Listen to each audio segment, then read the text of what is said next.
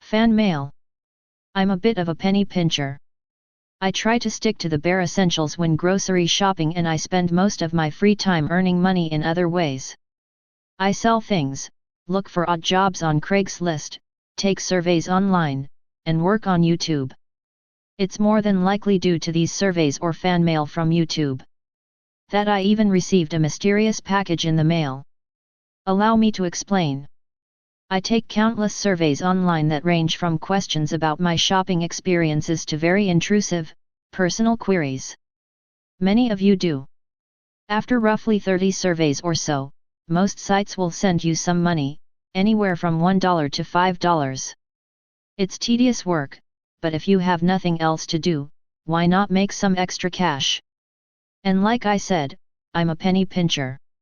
It's not that I'm greedy or anything, I just feel more comfortable knowing that I have a good chunk of money to fall back on in case of an emergency. The fan mail is another thing.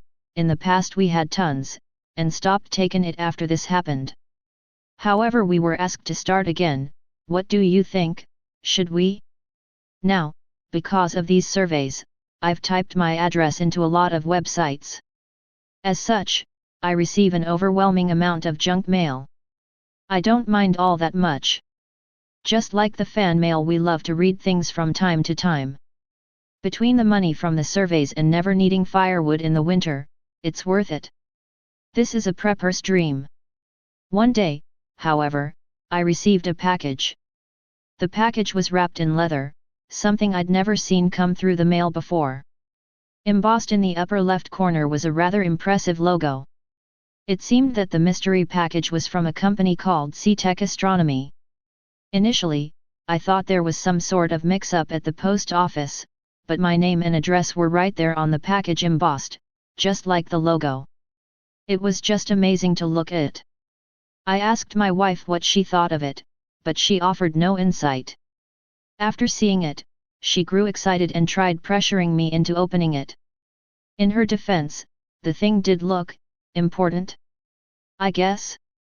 Like whatever was inside was at the very least expensive. However, I am paranoid and tend to question strange packages that arrive in the mail. After fending off my curious wife and mulling it over for a few moments, I decided it would be best not to open it just yet. I assumed that this Tech Astronomy accessed my home address in the same manner that all of the other junk mail companies did, or it was a gift from a subscriber on YouTube, or perhaps YouTube sent me something after all. I have seen YouTube videos of YouTube sending channel owners gifts and such. Just last Christmas I received a very lovely card from my network. I must say I did give my address away to various outlets, daily. Perhaps the package was a more elaborate form of the usual scams that made their way into my mailbox. It was more than likely harmless. However, normal junk mail is one thing. Packages are another. I chose to do a little research before tearing it open. In Googling Tech Astronomy, I found that there were multiple agencies using the moniker. None of them seemed like scam manufacturers, but then again, they never do. I decided to call each of them and ask about the package. Strangely, one of them claimed they were a Google testing group. A few phone calls later and I was back at square one. However, none of the Tech Astronomy I called were the one that sent me the mystery box. One of the guys who answered the phone even seemed angry that I was calling, as if the number should not have been widely available. In any case, I was still dumbfounded by the package. I so badly felt the need to open it, but I wanted to also feel safe doing so. For all I knew, it could have been a bomb. Sorry, a little paranoid again. Not likely a bomb, but not completely out of the realm of possibility, especially in this day and age. Maybe a poison or a toxin. I spent the next couple of hours on Google, looking for the company that sent me this damned thing. I needed anything that would put my mind at ease just enough to cross that threshold, allowing me to open it and reveal its contents. After scouring thousands of results, I found something. There was one complaint on one review site for a company called C-Tech Astronomy. I scrolled down to the comment in question and this is all it said. Don't open it. What? Don't open it? Did they mean the package? I couldn't wrap my head around what this meant. Aggravated, I threw my keyboard aside and went to bed. A few days passed. After reading the alleged complaint from the random review site I visited, I was more than a bit hesitant to open the thing up. In fact, I almost put it out with the garbage. Out of sight, out of mind as the old saying goes. The only thing that kept me from doing this was my curiosity. Because of this, I left it in my car. I tried one more time to forget about it, but this was not a simple task. I kept wondering about what might be waiting for me inside the package: an invitation to a secret society, a priceless oddity passed on from stranger to stranger, or some other type of treasure. I couldn't help but fantasize about it. I did this so much that opening it became an inevitable conclusion. Noticing that my car hadn't exploded yet, and thinking a little more clearly about the situation, I decided that taking a peek inside the package would be a harmless venture. After all, the complaint I'd seen could have been about any one of the dozens of C-Tech Astronomy out there, or, more likely, it was a fake review. Either way, it was nothing more than an eerie coincidence. At least that's what I told myself in an effort to justify my desires. My curiosity demanded placation. On the day in question, I arrived home from work where I had been working on a story and brought the leather-bound box inside. I placed it on the kitchen table and stared at it. I had told my wife about my plans to open it and she demanded that I wait for her to get home before doing so. I told her that I might. Truth be told, I couldn't. I needed to solve the mystery, if only to satisfy my hunger for answers. As many of you know from my YouTube channel, I grabbed the damned thing and attempted to rip it apart. The leather was tightly bound, but with some brute force and a little bit of sweat, I was able to penetrate some of the hide. I fought with it for a few more moments, tearing off pieces at a time. That's when my wife walked in. "I knew you wouldn't wait for me, you impatient bastard," she exclaimed. Heather was an outspoken woman, one of the many reasons I had fallen in love with her. "You know I can't wait for anything," I said. "Hey, do you think you could give me a hand over here?" She scoffed at me, but rushed over to help, just as curious as I was. It took us nearly a half an hour, but we managed to get most of the leather off. Beneath it was a small, wooden chest. Excited, my wife jumped the gun and attempted to open it. Her actions were futile, as it seemed to be locked. It looked like we were back at square one, but I noticed something etched into the wood, below a keyhole. It said house key. My wife and I looked at each other in confusion. I thought about it for a moment, and hesitantly reached for my keys. I looked over at my wife and we chuckled, but it quickly turned into a nervous laugh and then silence. I tried the key and to our utter disbelief, the lock popped open. There was only one thing left to do. I opened the box up and looked inside. My wife and I stared, equally dumbfounded by the reveal. I could neither surmise its meaning, nor did I know what to do next. It was baffling. Inside the box was a live rabbit. A live, freaking rabbit. Next to the rabbit was a scrap of paper. I picked it up and read it. "Do not read aloud or you will suffer the consequences. You have 1 minute to act. Go to the kitchen and grab a large knife. Proceed to kill the rabbit or your wife will die. That is a promise. Do not tell her about this note. Burn it after completing the task. The clock is ticking." Below the text was a picture of my wife, sleeping in bed. I had never seen that picture before. Without hesitation, I ran to the kitchen, grabbed the largest knife I could find, and hurried back over to the rabbit. I stabbed it multiple times until I knew it was dead. I expected my wife to scream, but she didn't. Instead, she asked a question. "What are you doing?" I looked over at her, apologetically. I can't tell you. Please, just trust me. We'll have to bury it in the yard. Bury what in the yard? She asked, sounding a bit confused. The rabbit. I said. What rabbit? She asked. The one right here. I gestured towards the bloody carcass in the box. My wife shot me the weirdest look before speaking again. Han, the box is empty. I slowly handed my wife the scrap of paper. She looked down at it, then back up at me. There's nothing on it. It's blank. Han, are you okay? All of a sudden I felt dizzy. I looked at the paper in my wife's hand and it was indeed void of any writing. I then looked over at the box. The rabbit was gone. A knot formed in the pit of my stomach as my legs gave out. Lightheaded and confused beyond all measure, my body hit the kitchen floor with a loud thud and I involuntarily shut my eyes. I passed out within an instant. I awoke in the comfort of my bed, feeling groggy and sore.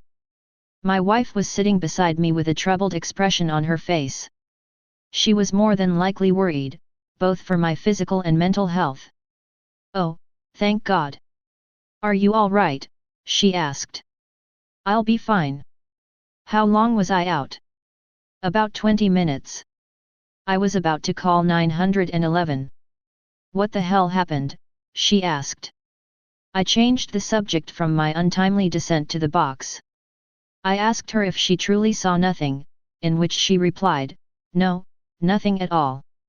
We discussed it a little further and while she agreed that my house key opening the box was weird, she figured that the package was some sort of misguided prank. She said she'd call the post office for more information. After many of her eBay purchases, she is on a first-name basis with them. While conversing about the package, I was able to convince my wife that my strange actions and fall were both due to exhaustion, having overexerted myself at work. I conveniently left out the details on the note. I didn't want her thinking I was a lunatic suffering from hallucinations, even if I was. She seemed to buy my story and that was that. Until the following day. After a much-needed good night's rest, I woke up the next day feeling refreshed and ready to take on the world. I recalled what happened the night previous, but I decided it would be best not to dwell on uncertainties. My best course of action, I thought, would be to forget the whole thing ever happened. I was a sane individual, after all. The events that transpired the night before truly were a product of being overtired. Yes. That explanation sat well with me. While driving to work with a newfound sense of well-being, the illusion of sanity I clung to shattered abruptly. I adjusted my mirror at a red light and noticed something lying in my back seat. It was the rabbit, dead as could be, staining my upholstery with its pungent blood. I jumped and looked back at the seat. There was nothing there. A horn blared from behind me, causing me to jump a second time. The light had turned green and I was holding up traffic. I quickly adjusted myself and drove forward, trying to gather my wits as I did. Unfortunately for me, it wouldn't be that simple. I kept looking at my mirror thinking I'd see the rabbit again, but I did not.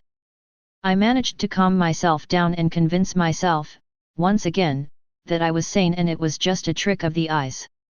And the dozens of dead rabbits on the side of the road that I passed on my way to work, that was just a coincidence. Surely, I wasn't crazy. I arrived at work a bit frazzled and made my way inside. The place was oddly vacant for a Saturday, but I ignored this and walked over to my office. The lack of life made sense when I opened the door. Surprise! All of my coworkers had piled into my office for some sort of celebration. They all wore festive hats and had party horns in hand. Clapping ensued as I entered the room.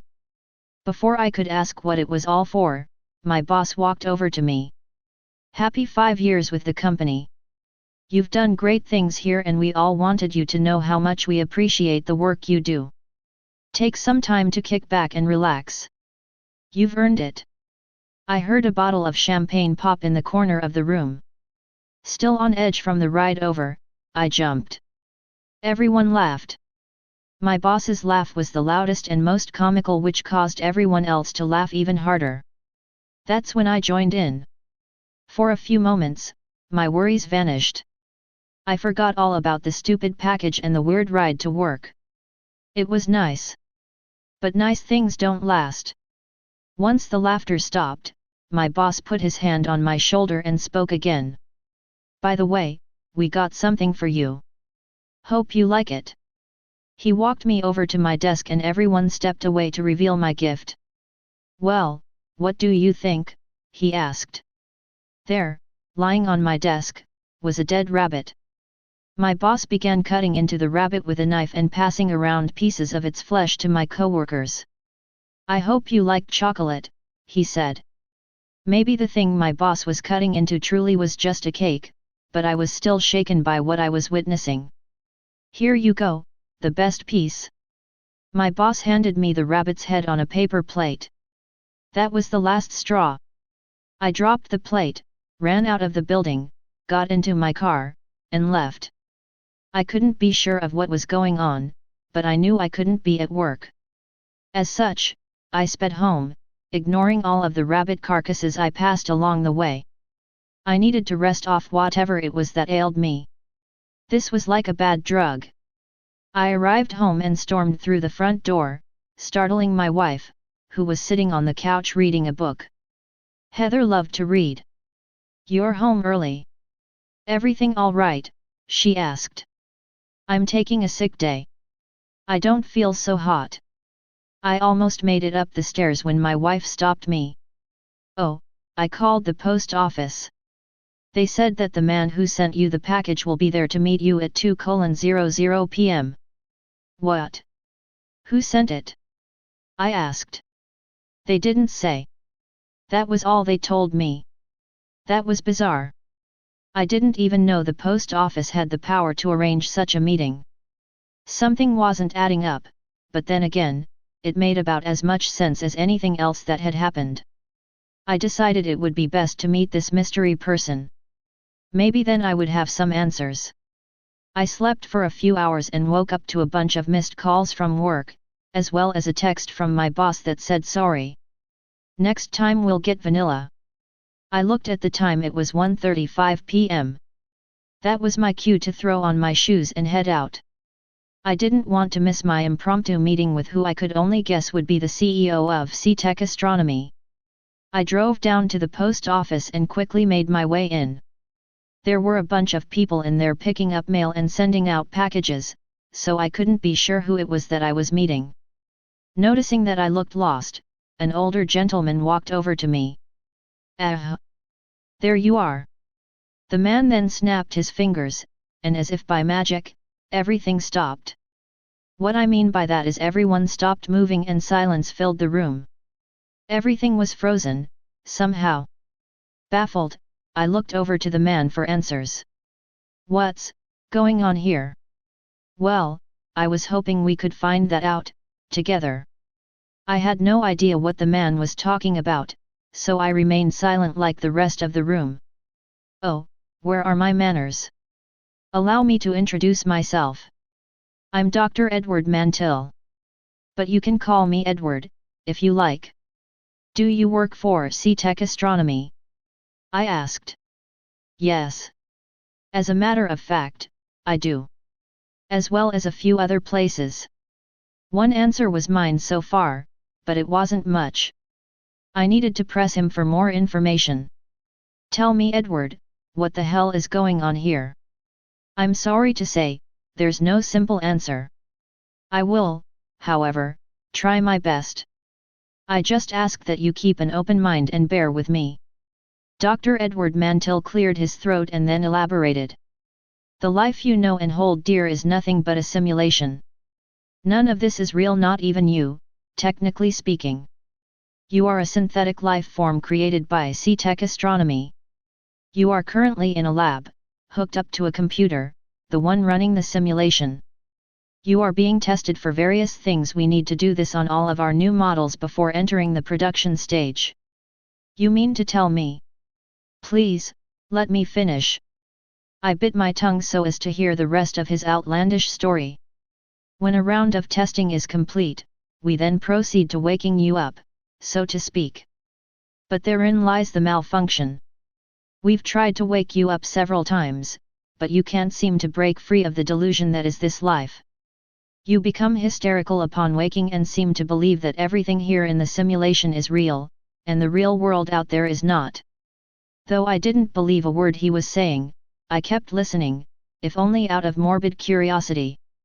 If you keep waking up like that, it will cause irrevocable damage to your programming. That's why we sent you the package. What do you mean? I asked, now a little more invested in the story. We introduced the package into the simulation to try and invoke lucidity. You see, this world is not unlike a dream. It's our hypothesis that if we can convince you you're dreaming while asleep, so to speak, then we can jolt you awake without causing any further damage. Does that make sense? I remained both dubious and silent. So we started off with the odd package. Not completely absurd, but still strange. Then, when you opened it, you found something even stranger, and on top of that, you were the only one who could see it. Take a look outside. I slowly turned my head and looked out the post office window. To my amazement, there were thousands of dead rabbits piled up in the parking lot. I couldn't even see my car. Do you understand now? We thought that if we introduced enough absurdities into your life, you'd realize that you were in a simulation and snap out of this funk you're in. They had to send me in because it doesn't seem to be working. You're too stubborn, it seems. We need to wake you up now so we can properly tackle this glitch that's keeping you anchored to this reality. I turned back to Dr. Edward Mantel, astonished by what he was trying to sell me. I was close to buying it, but not quite. It would explain everything that had happened, but I wanted to make sure. Just as I was about to ask more questions, Edward spoke again. That's all, folks. What? I asked, dumbfounded. I looked at Edward closely and noticed that he had become frozen, just like everybody else. And that's when everything started fading. I could feel myself slipping from one world and into the next. I woke up in the comfort of my bed and noticed Porky Pig on my TV along with some end credits. Given that it was my favorite cartoon growing up, I always put on a Looney Tunes DVD before bed to help me sleep. It worked like a charm. I got up out of bed, and then something hit me. I started remembering the crazy dream I had. As the details came flooding back, I realized something else. I grabbed the TV remote and restarted the last episode of Looney Tunes that had played. It was a typical episode where Elmer Fudd was chasing down Bugs Bunny. I smiled. My smile turned into a laugh when everything sunk in. I thought about the weird package, the rabbit that I killed, and the doc. Some of the episode must have leaked into my dream. My brain used a few of the details and strung together a crazy narrative to fill in the blanks. And then I looked over and saw a dead rabbit on the table. Stay paranoid, my friends.